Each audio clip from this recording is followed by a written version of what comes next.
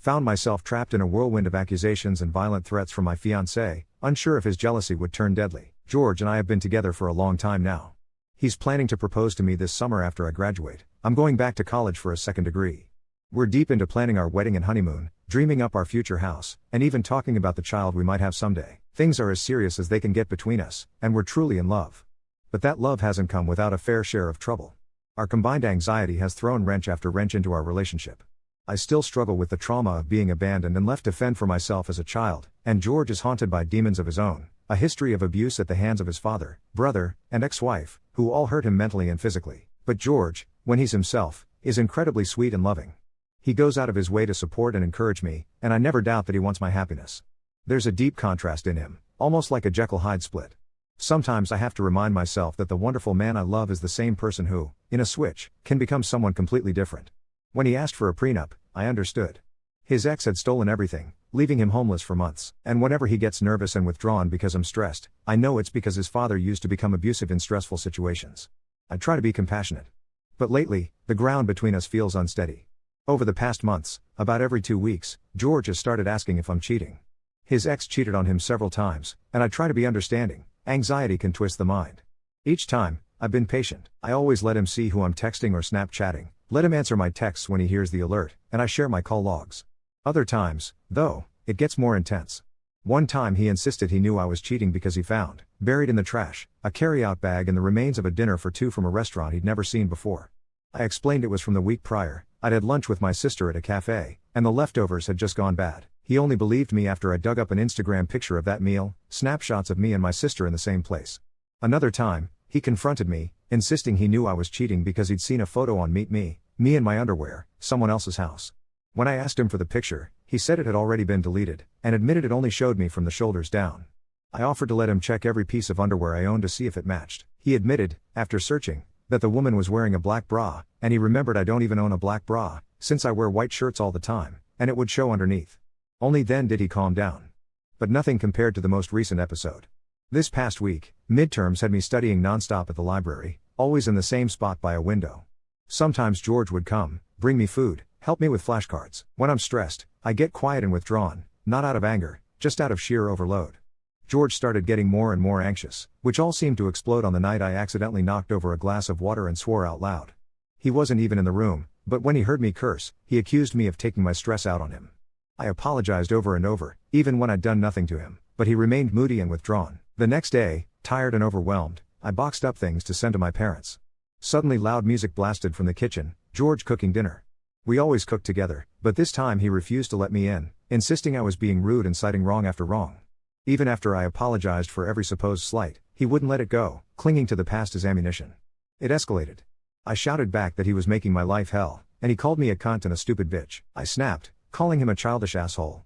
He stormed out to buy cigarettes. I left for the library, staying to study until 2 a.m. When I finally returned, the first thing I saw was the front window, shattered. My heart raced. George had broken things before, never anything of mine, never aimed at me, but I dreaded what mood he'd be in now. Inside, he was awake, waiting for me. Silent, exhausted, I just showered and changed, setting up a bed on the couch to avoid him. As I tried to settle in, he confronted me, demanding to know why there was fresh cum on my panties. I was floored. He knew I'd been dealing with a yeast infection, which causes white discharge and requires whitish medication. He refused to believe it was anything else, though it was painfully obvious. We fought again.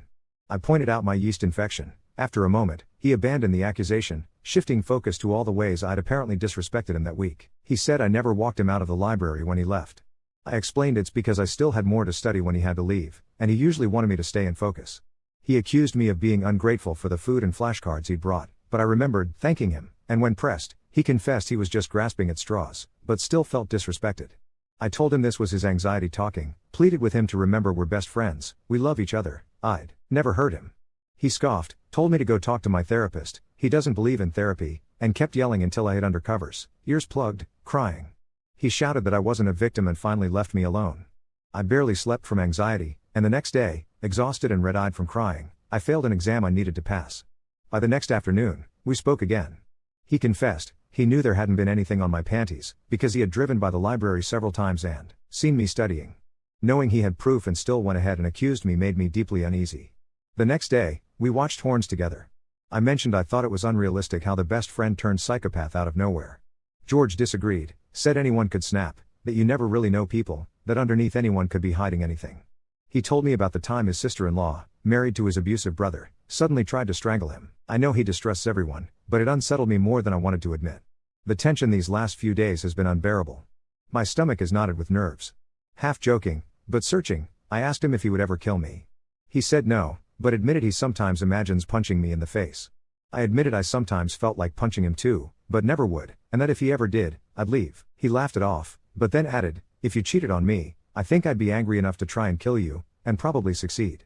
I responded that I'd probably be angry enough to want to kill him if he cheated, but, of course, I wouldn't. He just let it hang there. Then, the next day, it happened again. I told him about a friend and her now husband, who decided to stay celibate for a year-long engagement. He said, almost lightly, that sounds horrible. I think if I had to go more than 2 weeks without sex I'd probably freak out and kill you. My heart stopped, because that made twice in so many days. I tried to make light, after I have a baby, even cesarean, I won't be cleared for sex for 6 weeks, right? I need to recover. He said nothing, which made my blood run cold. When I pressed, he only said, well, it's gonna be tough. Things feel like they're spinning out of control. I know anxiety clouds my judgment, but I can't ignore what's happening. I want to tell him he can't keep accusing me, that I've more than proven my loyalty, that we can't live like this anymore and he has to stop with these hints about hurting me, because, even if he's joking, it churns my stomach. But now I'm terrified if I try to start that conversation, he'll take it as evidence I'm cheating, or trying to cover something up. Worse, I'm scared that if I can't account for every single minute we're apart, if my phone dies, if I get stuck in traffic, if a male coworker approaches me and I can't control it, George could decide I'm cheating, and one day, just kill me? Update 1. The last few days of my life have been unbelievably hard. My sleep has been nearly non-existent. Every moment has been filled with driving, rushing, planning, running, making huge, life-altering decisions, crying until I'm empty, and pretending to be normal. Everything I own now fits into an old cross-country duffel bag. My dogs, once happy and carefree, are now shadows of their former selves. One has become so traumatized she's taken to fear biting and cries pitifully whenever I'm not touching her. The other can't seem to keep anything inside, leaking misery from both ends. As for myself, I feel totally alien, unrecognizable, both in mind and body. This was never the future I pictured. Somehow, it feels like I woke up one morning in a nightmare that belonged to someone else. But I'm still alive, and for now, that has to cancel out all the other complaints. Just last week, after I barely survived a horrendous stomach bug, what I thought at first was just the flu, I limped home from the hospital barely functional. I collapsed on the couch, eager to sweat it out in peace, still in agony but determined to care for myself without involving George. I'd forced myself to the store for ginger ale and sports drinks despite the pain, just to avoid asking him for help. I knew deep down that I had to keep him as appeased as possible until I could hatch an escape plan, because everything suddenly felt urgent. My safety, my sanity.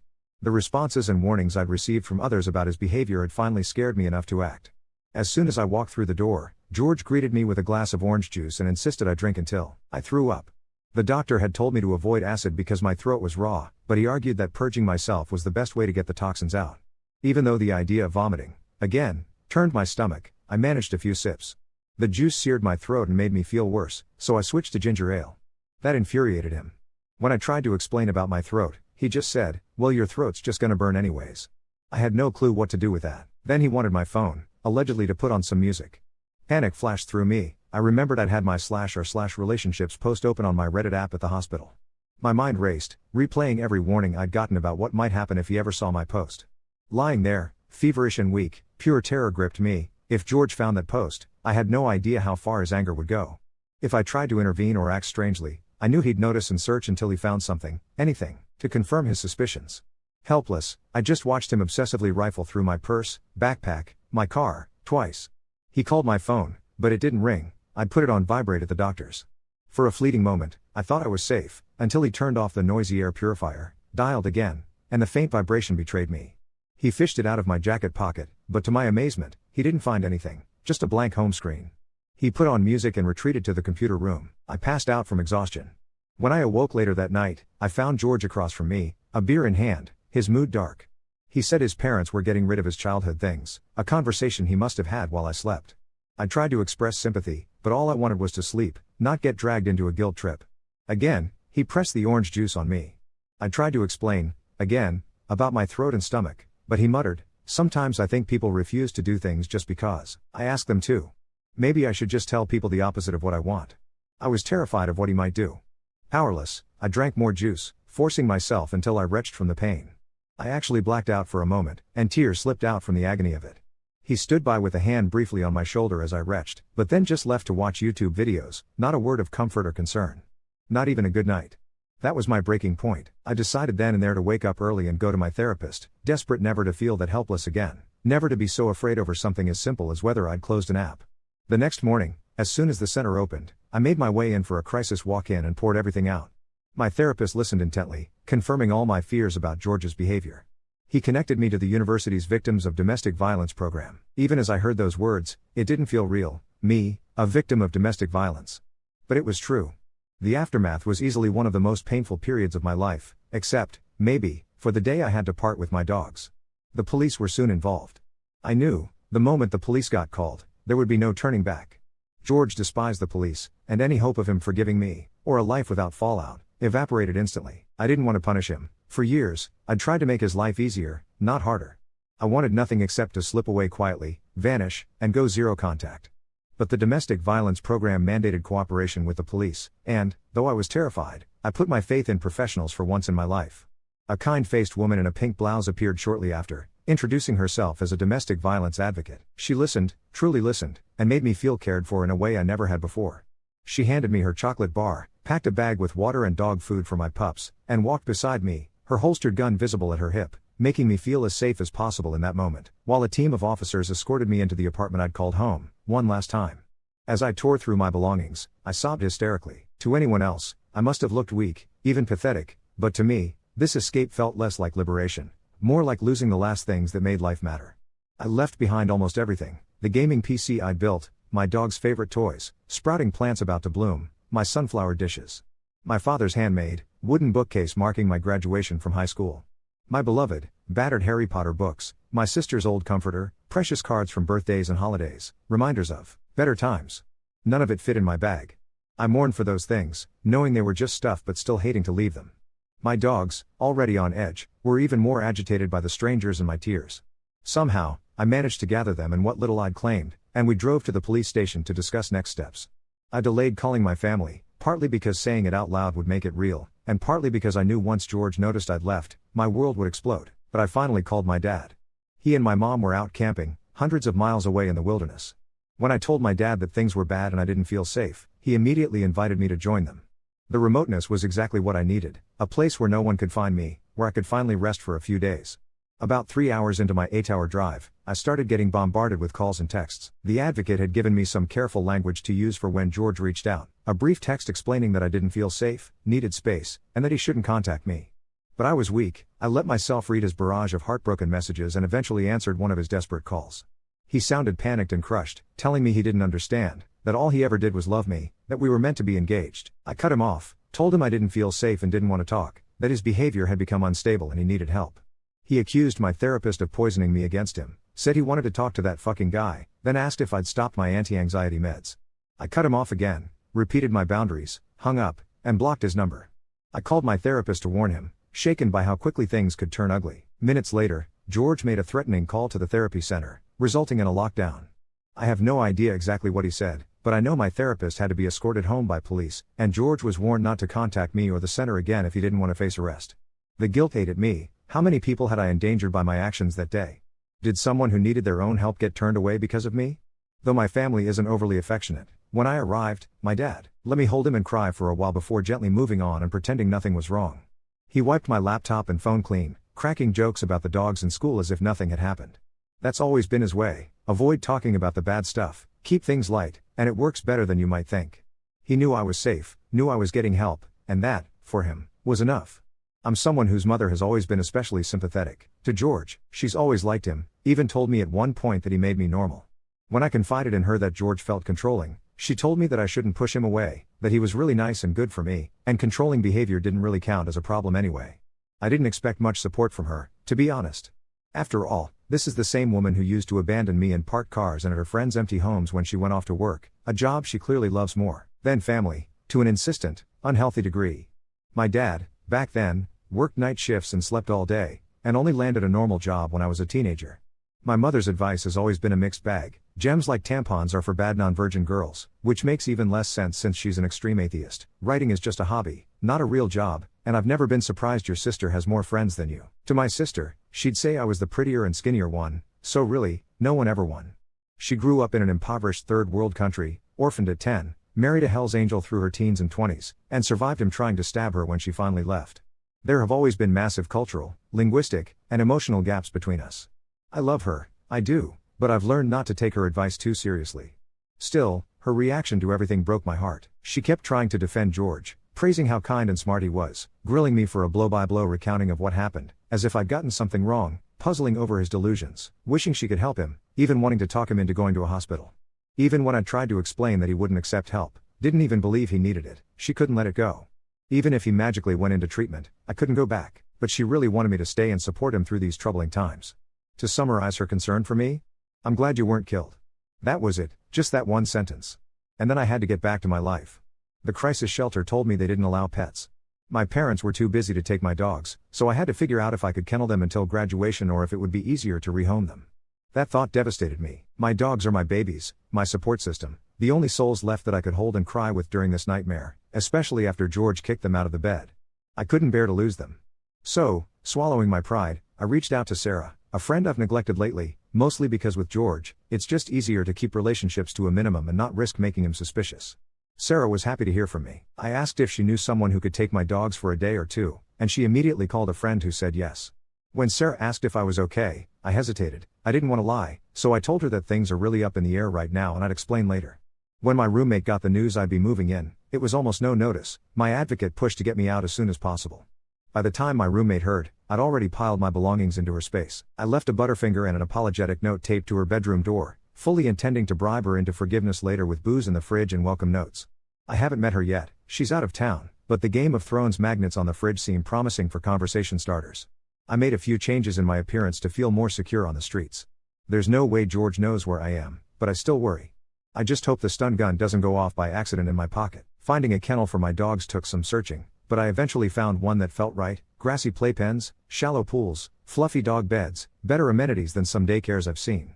It was crazy expensive, but if I'm burning my rainy day fund, it should be to reduce my dog's trauma, not my own comfort. When I dropped the dogs off, I learned that Sarah's friend had been up half the night caring for one dog with vomiting and diarrhea. I felt horrible. I forced $30 into her hands and arranged to send flowers as an apology. Finally, I gave up the dogs. I could still see them during the day, but it tore my heart in pieces to leave them behind. Sarah met up with me later and I gave her the full story. She isn't emotional, just practical, no crying, no hugging. She scolded me for staying with George so long. Dude, I knew he was a psycho, you were always crying about him.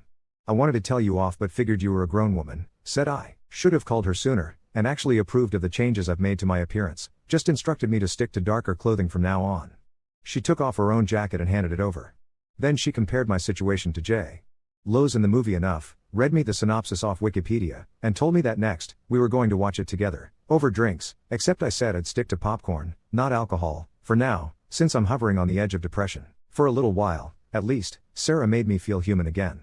Later that night, my dad called. George had left a threatening message on their business line. He must have found that number by Googling their names. I immediately filed for a restraining order. I have to write all of this down because right now, I don't know how else to make sense of what's happened. I feel like I'm back to my childhood journaling days, only this time hoping the pages might say something supportive back. I desperately need encouragement. I can't make myself leave this room yet. I want to say thank you properly, because even though most of you reading are strangers, to me you're lifelines. I want you to know what's happened.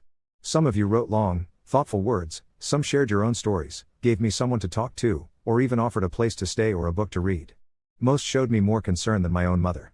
Let me tell you, I genuinely was in danger. Things I never thought would be affected by my relationship with George, the safety of my dogs, my possessions, my own family, were all at risk. I was so lonely I got myself into this mess. But I actually do want to live, and I know now that I need to change myself too. Maybe George isn't evil, but I'm done calling him a wonderful person. I don't think anyone is all good or evil, but what he did was evil. The more I look back, the more I realize how much I tolerated, how warped my sense of what was okay became. He always made me feel special, irreplaceable, alluring in a way I'd never felt before.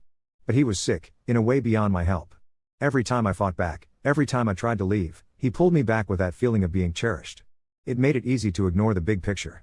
Looking back, I see how common this story is. I'm working hard to educate myself, To change how I approach relationships, because if I don't, I know there's another George waiting. I am seeking therapy and reading these books. Why does he do that? By Lundy Bancroft, The Gift of Fear by Gavin de Becker, Safe People by Henry Cloud and John Townsend, The Science of Trust by John M. Gottman, and Daring Greatly by Brené Brown. My therapist recommended them, along with many of you. If you have other suggestions, let me know. Lately, I've felt a wave of pure gratitude for being alive. There's a lot left to work through, but I have support moving forward, a victim advocate, free university legal counsel. For the first time in a long while, I think I'm going to be okay. Also, a few people have mentioned the possibility of poison, so I thought I'd let you know I'm going to the docs tomorrow to see if there's any chance of that, but I'm stable, I think? And there's no evidence of damage thus far. Hopefully the orange juice thing was just a weird power play and not something more sinister. Final update. I thought I was done writing about this nightmare, but life had other plans. 3 weeks have passed since I escaped, and I'm learning that getting away was only the beginning of a much longer, more complicated story. The doctor's appointment confirmed what I'd feared. There were traces of ipecac syrup in my system. George had been slowly poisoning me with the very thing that makes people vomit, disguised as his helpful orange juice remedy. The relief of knowing I wasn't losing my mind was overshadowed by the horror of realizing how calculated his cruelty had been. The police added poisoning charges to the growing list, though my advocate warned me that proving intent would be nearly impossible. My new living situation started to unravel almost immediately. My roommate, let's call her Jessica, came back from her trip to find my belongings everywhere and me hiding in what was supposed to be our shared space. The Game of Thrones magnets I'd been so hopeful about? Turns out they belonged to her ex-boyfriend, who she was still figuring things out with. Within days, he was practically living there too, bringing his 2 massive dogs that terrorized mine through the thin bedroom door. But the real plot twist came when I discovered that Jessica worked at the same coffee shop where I'd been going to study, the one place I'd felt safe. She'd been watching me for weeks, she admitted, wondering why I always looked so nervous and jumpy. When she found out about George, she got this strange look in her eyes that I should have recognized as a red flag. I've always been attracted to complicated guys, she said, and my stomach dropped. Last Tuesday, I came home to find George sitting at our kitchen table. My world stopped. Jessica was there too. Pouring him coffee like this was completely normal. He just wanted to talk, she said, avoiding my eyes. He seems really sorry, and honestly, he's not what I expected. He's actually really charming. I grabbed my stun gun from my pocket, my hand shaking so badly I could barely hold it. George looked different, thinner, with dark circles under his eyes, but that same smile that used to make me feel special. Baby, he said, and his voice was so soft, so familiar. I've been getting help. I found a therapist. I know I was sick, but I'm better now. I just need you to listen. Jessica was nodding along like this made perfect sense. He's been coming by for a few days. We've been talking, and I really think you should hear him out. He brought flowers. The flowers were sunflowers, my favorite. Of course he remembered. But I also remembered the shattered window, the accusations, the orange juice burning my throat. Get out, I whispered, then louder, get out. George's face shifted, just for a second, into something cold and calculating before snapping back to concerned boyfriend. See? She's not thinking clearly. Her therapist has her all confused. Jessica, you can see how paranoid she's become. That's when I realized what was happening. George wasn't there to win me back. He was there to recruit Jessica as his new ally, maybe even his new girlfriend. And it was working. Jessica was looking at me like I was the unstable one, like I was overreacting to my poor, reformed ex-boyfriend who just wanted to make things right. I called my advocate while barricaded in my room, but George was gone by the time the police arrived. Jessica was furious. You're bringing drama into my life, she said. Maybe you should find somewhere else to stay. That's how I ended up back at my parents' house, sleeping on their couch with my dogs, feeling like I'd lost all the progress I'd made. My dad was quietly supportive, but my mom started up again about how George seemed different when he called looking for me. He sounded so sad, she said. Maybe you should at least talk to him. I felt like I was going insane. Had I imagined everything? Was I the problem? Then Sarah called with news that changed everything. She'd been doing some digging. Apparently, she'd never trusted George and had been keeping tabs on him through mutual friends. Remember his ex-wife? She said. The one who supposedly cheated and stole everything? I found her. Lisa, George's ex-wife, agreed to meet me at a coffee shop an hour away from our town. She looked exhausted, older than her years, with the same haunted look I'd been seeing in my own mirror. I've been waiting for this call, she said before I could even introduce myself. I knew he'd find someone new, and I knew eventually she'd need to hear the truth. The story she told me was like looking into a funhouse mirror of my own experience. The cheating accusations, the isolation from friends and family, the gradual escalation of threats and violence. But there was more. George had never been homeless. He'd been living with his brother, the same brother he claimed was abusive, who had actually been trying to help him get mental health treatment. The stolen money was Lisa's inheritance from her grandmother, which she'd used to escape. He's going to tell you I'm crazy, Lisa said, stirring her coffee with shaking hands. He's going to say I'm obsessed with him, that I can't let go, but I need you to know, I have 3 broken ribs that never healed right, and a scar on my back where he threw me down the stairs. I have hospital records, photos, police reports. I kept everything because I knew someday I'd need to prove what really happened. She showed me her phone. Screenshots of messages from George, sent just last week. Messages where he told her about his new girlfriend and how he was training her better this time. Messages where he described in detail what he'd done to me, how he'd isolated me from my friends, how he'd made me doubt my own sanity. He's not done with you, Lisa said. He's not done with either of us. This is a game to him, and he's playing the long game. Your roommate, Jessica? He's been messaging her for weeks, ever since he found out where you were living. He's been grooming her, turning her against you. I felt sick. How did you know about Jessica? Because he sent me screenshots of their conversations. He wanted me to know he was moving on, that he'd found someone who understood him better than either of us ever did. But really, he was just setting up his next move. He's going to use her to get to you, and when he's done with that, he'll probably try to destroy her too. Lisa leaned forward. I've been building a case against him for 2 years. I have evidence of what he did to me, and now I have evidence of what he's doing to you. But I need your help. I need you to document everything, save every message, every interaction. Because he's escalating, and I don't think either of us is safe until he's stopped. I drove home in a daze, Lisa's words echoing in my head. When I got back to my parents' house, there was a package waiting for me. No return address, but I recognized the handwriting. Inside was a single sunflower, wilted and brown, with a note, "Some things are worth waiting for. Love always, G." My dad took one look at my face and started making phone calls. "That's it," he said. "We're moving you somewhere he can't find you. Tonight." As I write this, I'm in a new city, staying with my aunt until I can figure out my next move. My dogs are adjusting to their 3rd new home in a month, and I'm trying to process everything Lisa told me. The restraining order feels like a piece of paper against someone who's playing by completely different rules. But I'm not the same scared, isolated girl who used to apologize for existing. I'm angry now, and I'm not alone. Lisa and I are working together, sharing information, building a case. George may have thought he was clever, playing us against each other, but he underestimated both of us. The scariest part?